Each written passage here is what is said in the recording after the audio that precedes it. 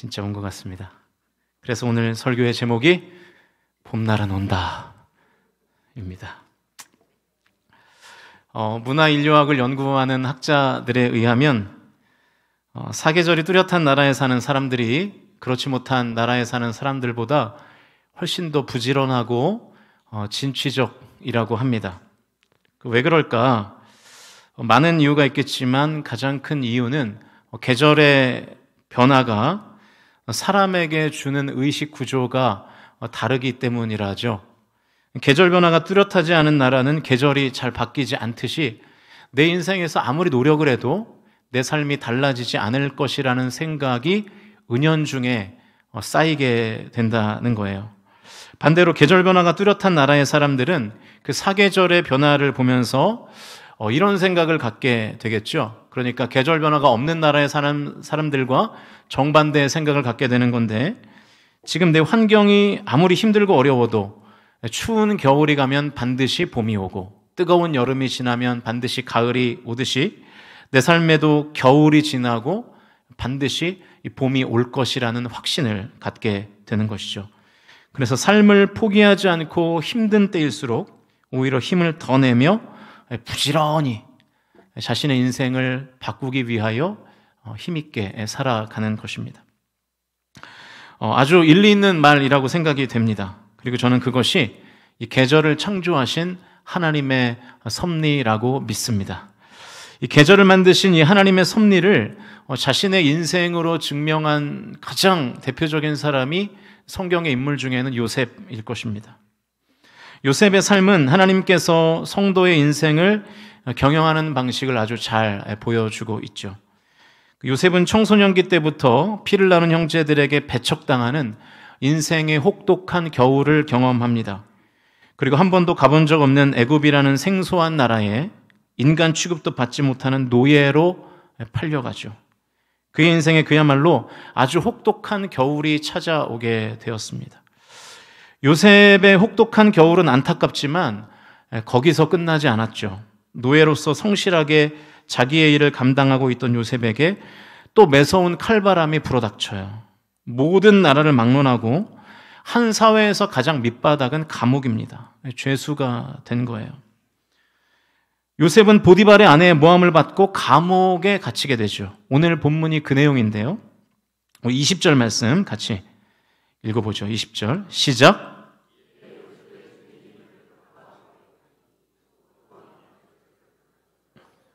요셉이 옥에 갇혔으나. 요셉은 그야말로 혹독하고 매서운 칼바람이 부는 극한의 겨울을 지나고 있죠. 자, 그러나 하나님의 섭리는 요셉을 감옥에 가두지 않습니다. 요셉을 겨울에 가두지 않아요. 본문 20절 후반부를 보니까 요셉이 옥에 갇혔으나 라고 되어 있습니다. 그러니까 이 20절은 요셉 인생의 반전을 알리고 있죠. 요셉이 옥에 갇혔다. 끝. 그게 아니라 요셉이 옥에 갇혔으나 라는 단서를 달고 있습니다. 이 부분을 조금 더 풀어서 말해보면 이런 뜻이 되겠죠. 요셉이 옥에 갇혔다. 그러나. 성경은 요셉의 인생에 반전이 있을 것을 암시합니다. 지금 요셉은 옥에 갇혔습니다. 그러나 그의 인생에 반전이 있을 것을 성경은 힌트처럼 주고 있는 것입니다. 일단 먼저 요셉이 간 감옥의 종류부터가 반전입니다. 본문 20절에 의하면 요셉이 갇힌 감옥은 왕의 죄수들이 주로 모여있는 감옥이었어요. 고위 공직자들, 소위 말하는 범털들이죠. 이 정치범들이 죄를 지어서 가는 감옥에 요셉이 거기에 가 있는 거예요. 말하는 동물 취급을 받는 당시의 노예가 감히 갈 수 없는 감옥이 아니죠. 요셉이 갈 수 없는 감옥입니다. 요셉이 여러분 국정에 참여한 적이 없잖아요. 정치를 한 적이 없잖아요. 말하는 동물이 무슨 정치를 하겠습니까? 그런데 보디발이 요셉을 왕의 죄수들이 주로 모여있는 감옥에 가뒀다는 거예요. 그러니까 전혀 상식적이지 않습니다. 이치에 맞지 않아요. 있을 수 없는 일입니다. 요셉이 갈 수 있는 감옥이 아니었습니다. 그런데 요셉이 왕의 죄수들이 갇혀있는 감옥에 갇혔습니다. 이상하죠. 계속해서 21절 읽어보시면 21절 읽겠습니다. 시작. 여호와께서 요셉과 함께 하시고 그에게 인자를 도와사 간수장에게 은혜를 받게 하시매. 하나님께서 요셉과 함께 하셔서 그에게 인자를 더하셨고요. 요셉의 그 인자한 성품에 감옥을 총괄하던 간수장이 감동을 받았던 것 같습니다. 하나님의 은혜를 받은 간수장은 요셉에게 그 감옥의 일을 맡기기 시작해요. 22절인데요. 22절도 같이 읽어볼까요? 시작. 간수장이 옥중 죄수를 다 요셉의 손에 맡김으로 그 재반 사물을 요셉이 처리하고. 자, 여러분, 이 22절의 설명도 기적과 같은 일입니다. 죄수의 신분이었던 요셉에게 또 다른 죄수를 관리하는 일이 맡겨진 거예요. 좀 전에도 말씀드렸지만 지금 요셉이 갇혀있는 감옥은 정치범들, 그러니까 애굽에서 엘리트들인데 죄 지은 엘리트들이 지금 모여있는 감옥이에요. 애굽의 고위 공직자들이 갇혀있던 감옥입니다. 바로 그런 곳에서 노예였고 게다가 주인의 아내를 겁탈했다는 죄목으로 감옥에 들어온 요셉이 오히려 그 고위 공직자들을 돌보는 일을 하는 거예요. 여러분, 이거는 말도 안 되는 일입니다. 기적이죠. 이것은 요즘 심심치 않게 뉴스에 나오는 고졸 신하와 같은 종류의 인생 역전과도 비교할 수 없는 일입니다. 왜냐하면 요셉은 학력이 문제가 아니라 신분이 문제거든요. 그 신분이 노예라는 데 문제가 있어요. 그러니까 나의 신분은 내가 바꿀 수 없는 거잖아요. 나의 능력은 내가 바꿀 수 있지만. 노예가 왕의 죄수들이 갇혀있던 감옥에 배치를 받았다는 것도 참 이상한 일이고, 애굽의 인재들이 모여있는 감옥에서 노예인 요셉이 그들을 돌봤다는 것도 너무나 이상한 일입니다. 여러분, 인생에서요, 이상한 일이 일어날 때는 하나님이 개입하셨다고 봐도 틀리지 않습니다.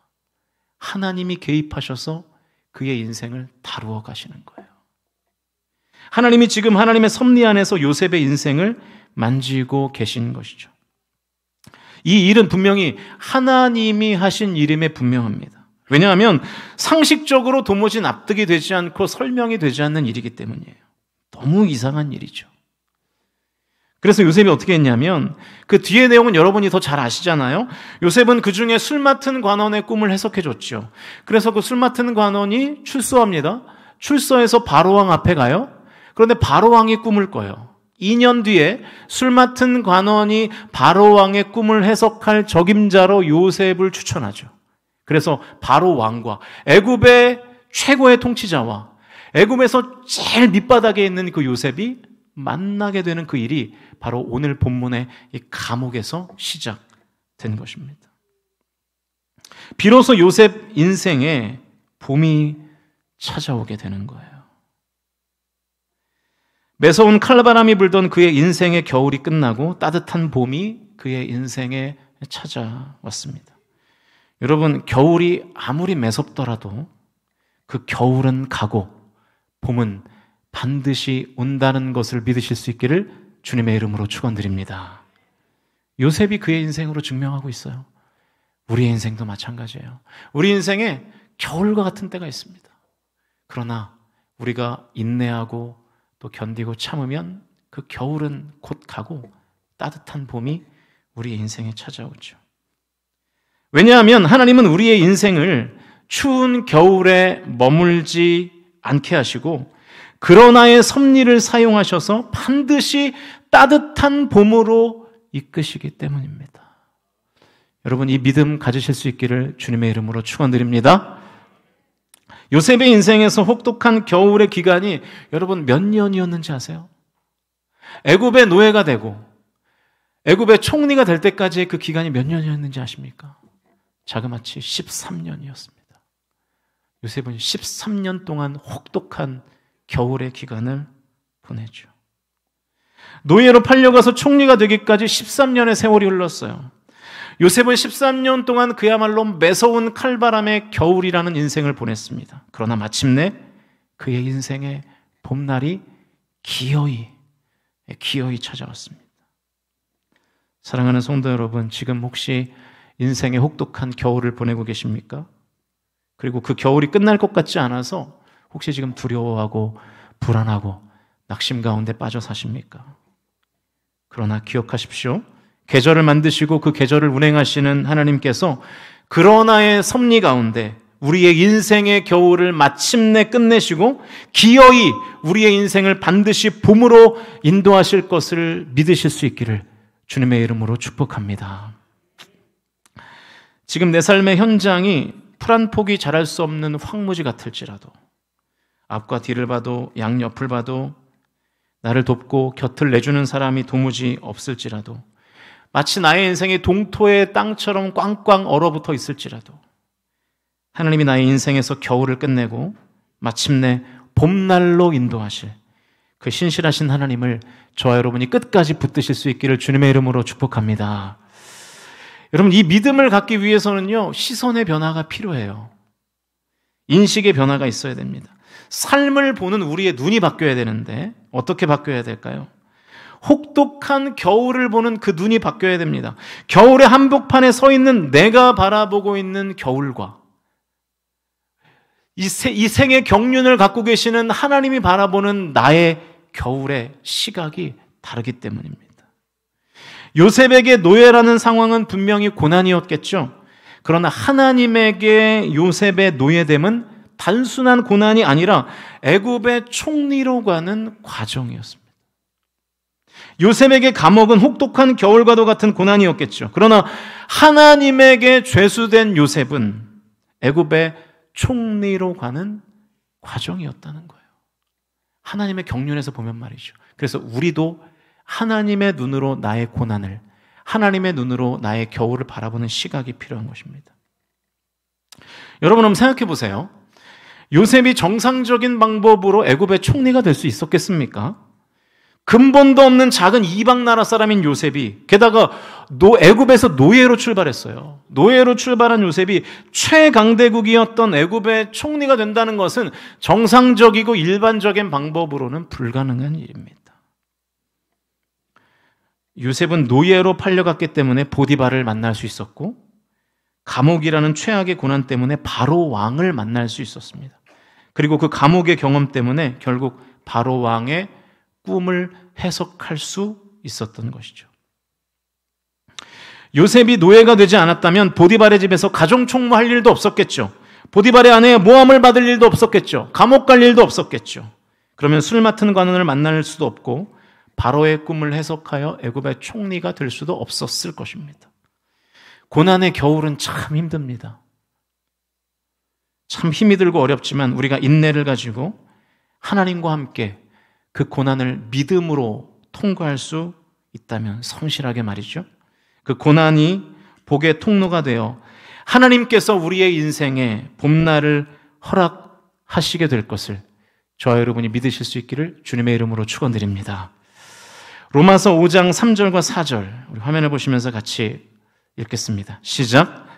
다만 이뿐 아니라 우리가 환난 중에도 즐거워하나니 이는 환난은 인내를, 인내는 연단을, 연단은 소망을 이루는 줄 알미로다. 아멘.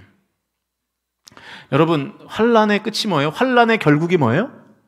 소망입니다. 고난의 끝이 뭡니까? 소망입니다. 고난이 인내를 낳고, 인내가 연단을 낳고, 연단은 마침내 소망을 이루는 것입니다. 근데 여러분, 이 프로세스가요, 믿음이 있을 때 가능해지는 프로세스예요. 믿음이 없을 때는 환난이 소망이 되지 않습니다.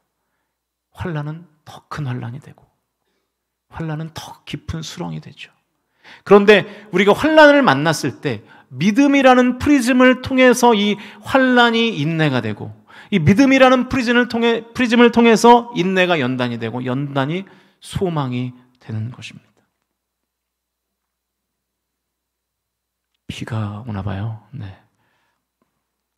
우리가 주님과 함께 이 고난을 견딜 수만 있다면 그 고난은 소망의 봄날을 여는 그 모든 과정, 그 모든 지점이 되는 것입니다. 혹시 지금 인생의 겨울 그 한복판에 이 얼음 파편들이 마치 나의 살을 막 찌르는 것 같은, 그렇게 내 마음을 아리게 한다고 할지라도 우리가 기억해야 할 것은 우리의 인생의 모든 조각들이 우리의 봄으로 이끄는 결정적인 조건이 될 수 있다는 것입니다. 여러분, 혹시 여러분의 인생에 무언가를 떨어뜨려서 조각난 파편들이 있습니까? 하나님께서 그 조각을 다시 하나 둘씩 모으셔서 큰 그림의 퍼즐로 사용하실 줄로 믿으실 수 있기를 주님의 이름으로 축원드립니다. 하나님께서 우리의 인생에 겪게 하시는 일 중에 버릴 것은 하나도 없습니다. 내게 아픔을 주고 고통을 준 겨울과도 같은 파편들이 언젠가는 내 인생의 봄날을 여는 최고의 순간을 만들어주죠.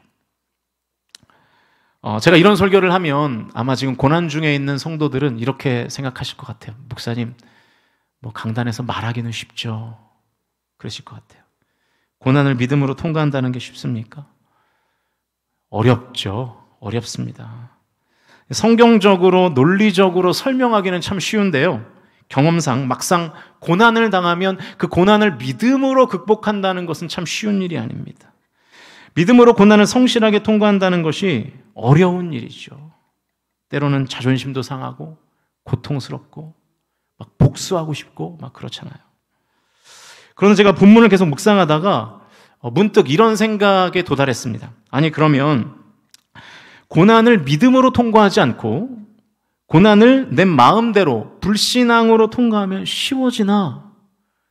불신앙으로 고난을 통과하면 그 고난은 쉽나? 여러분 어떻게 생각하세요? 내 마음대로 불신앙으로 고난을 통과하면 그 고난이 쉬워지나요? 그런 것도 아니더라고요. 혹독한 겨울이 왔을 때 믿음으로 반응하지 않고 불신앙으로 반응하면 고난이 쉬워지는 건가? 그렇지 않더라고요. 제가 냉정하게 분석해 보니까 불신앙으로 세속적인 방법으로 고난을 넘기는 것도 마찬가지로 어려운 일입니다. 질문 하나 하겠습니다. 여러분, 순종이 어렵습니까? 불순종이 어렵습니까? 뭐가 더 어려우세요, 여러분? 순종과 불순종 중에. 예수님을 아예 안 믿는 사람들은 불순종이 훨씬 쉽습니다. 그런데 우리의 마음 가운데 복음이 있고 내가 예수 그리스도를 진정으로 믿고 있는 사람이라면 순종도 어렵지만 불순종도 쉽지 않아요. 하나님 말씀에 순종하는 거 분명히 어렵습니다. 그러면 불순종은 쉬운가? 그렇지 않습니다. 여러분, 하나님이 요나에게 어디로 갈 것을 명령하십니까? 니느웨로 가라고 명령하시죠. 그런데 요나가 어디로 갔어요? 다시스로 갔잖아요. 지금으로 말하면 스페인으로 갔습니다. 요빠 항구를 통해서 스페인으로 갔어요. 불순종했죠. 여러분, 그래서 요나의 인생이 편했나요? 본인이 힘든 건 물론이고 주변 사람들까지 힘들게 하지 않습니까? 요나와 함께 배를 탔던 사람들이 요나의 불순종으로 인해서 풍랑을 만나죠. 요나 본인도 큰 물고기에 먹혀가지고 어려움을 당하지 않습니까?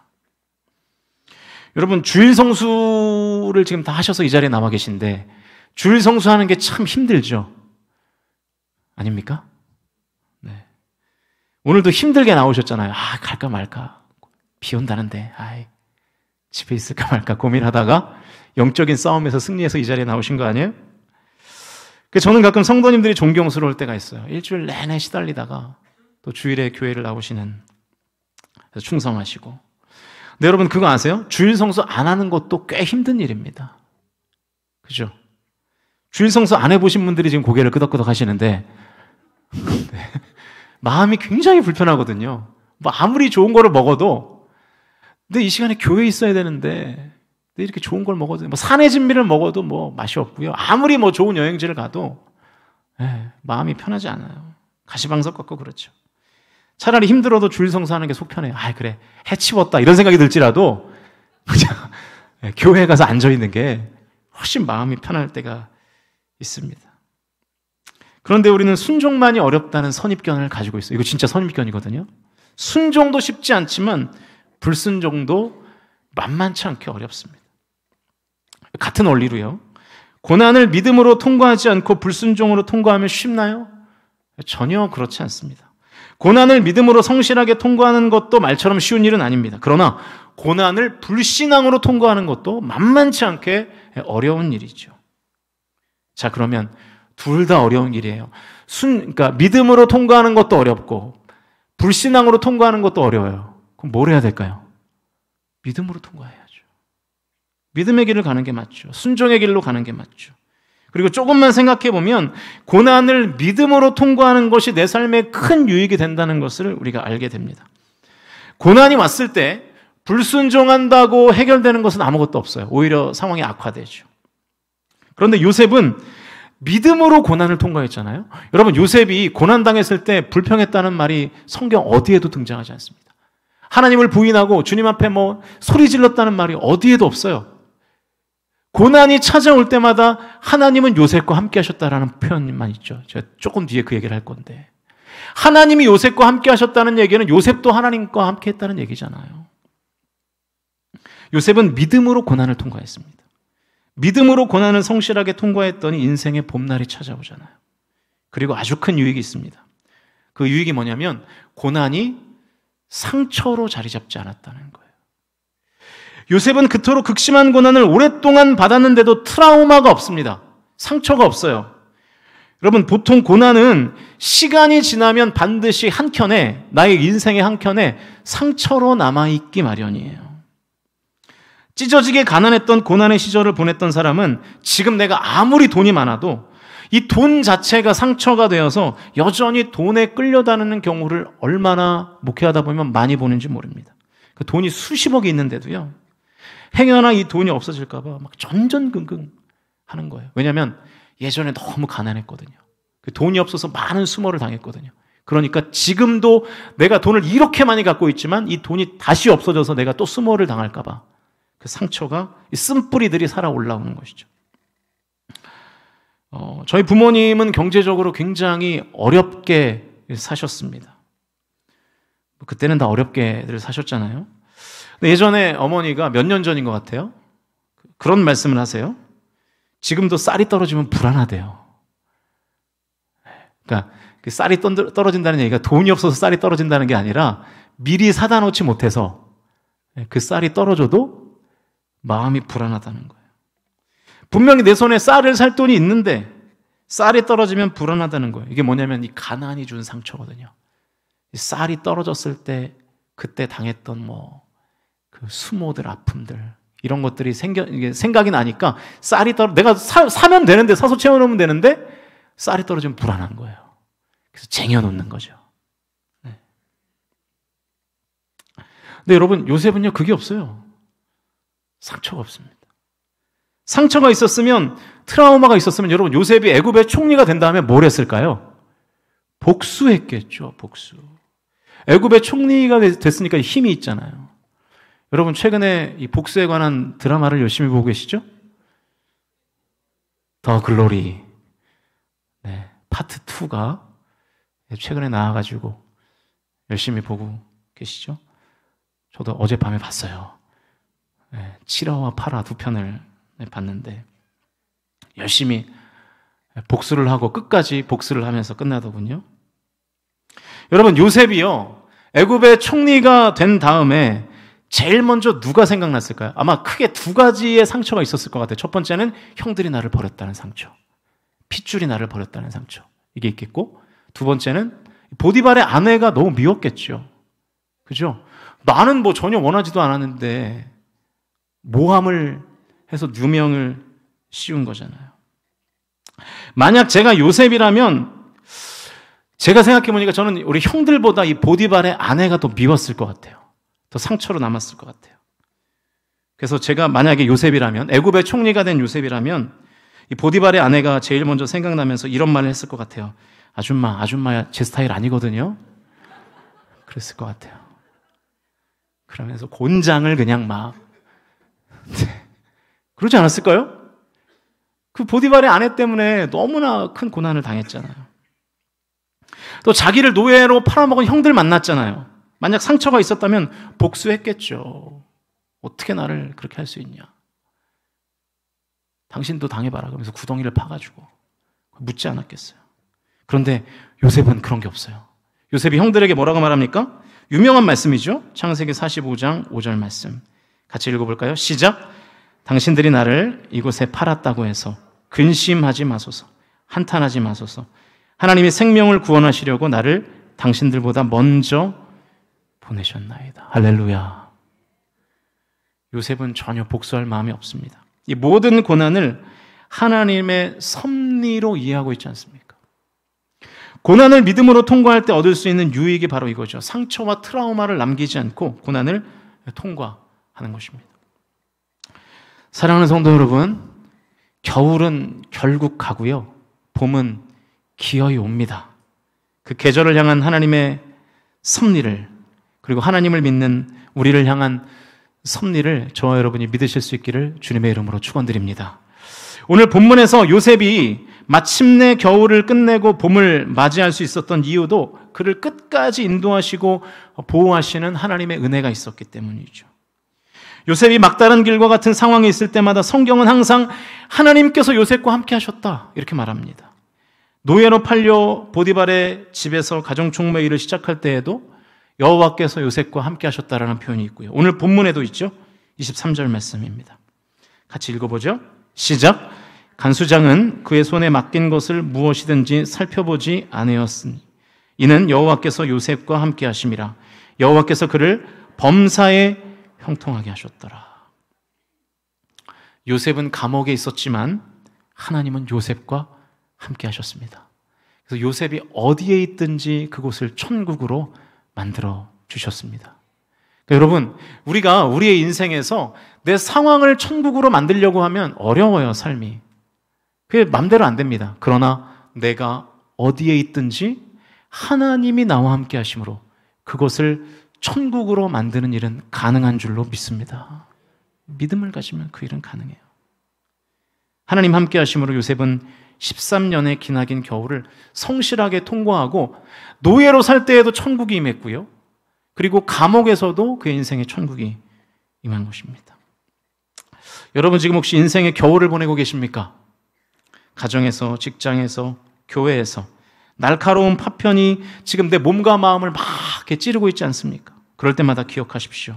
내가 나와 함께 하시는 그 하나님을 놓치지만 않는다면, 하나님께서 나와 함께 하심을 신뢰할 수만 있다면 결국 하나님께서 그 모든 조각들을 사용하셔서 우리의 인생에 봄을 맞게 하실 줄로 믿습니다. 이제 말씀을 정리합니다. 드디어 봄이 왔어요. 지금 밖에 봄비가 막 내리고 있는 것 같습니다. 설교를 준비하면서 말을 하니까 더 많이 오네요. 설교를 준비하면서 왜 봄을 봄이라고 부를까가 궁금해졌어요. 자료를 찾아보니까요, 한 신문의 칼럼에 이런 글이 있더라고요. 뭐 이 글이 정답인지는 모르겠지만 우리에게 봄에 대한 좋은 교훈을 주는 것 같습니다.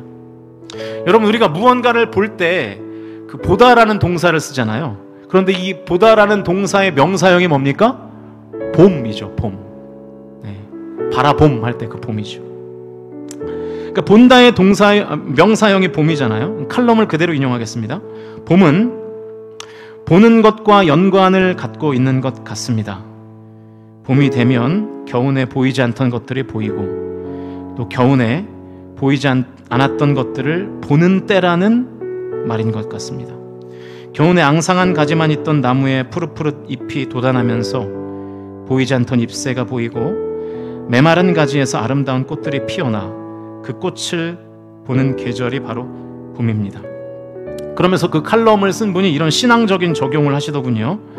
이 봄의 계절에 특별히 성도로서 하나님께서 우리의 삶을 통해 보여주시는 것들을 정말 제대로 보며 살고 있는지, 그리고 하나님이 어떻게 일하실지를 잘 보며 살라고 봄이라는 계절을 주신 것은 아닌지 생각해 봅니다. 우리의 시각의 문제라는 거예요. 하나님이 하실 일을 우리가 바라봐야 된다는 것이죠.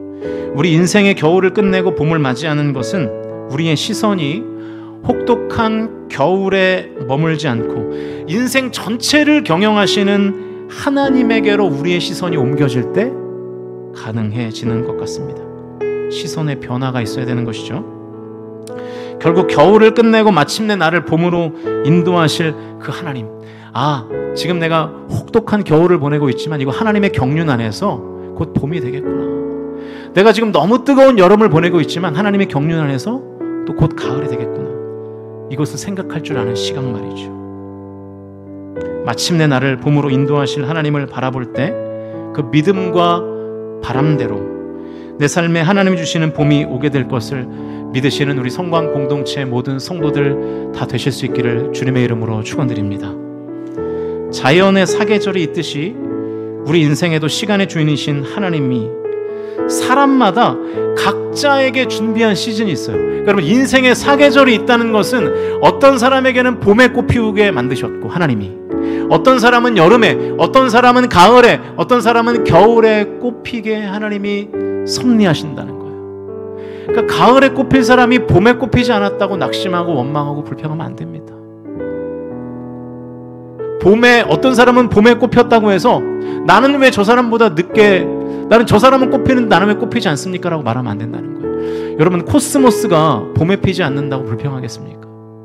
그렇지 않죠. 왜냐하면 코스모스는 가을에 피는 꽃이기 때문에. 마찬가지로 우리의 인생이 지금 내가 겨울일지라도 결국 봄이 되고 또 결국 가을이 될 것을 믿고 저와 여러분이 늘 신실하게 하나님 따라가는 믿음을 가지실 수 있기를 주님의 이름으로 간절히 축원드립니다.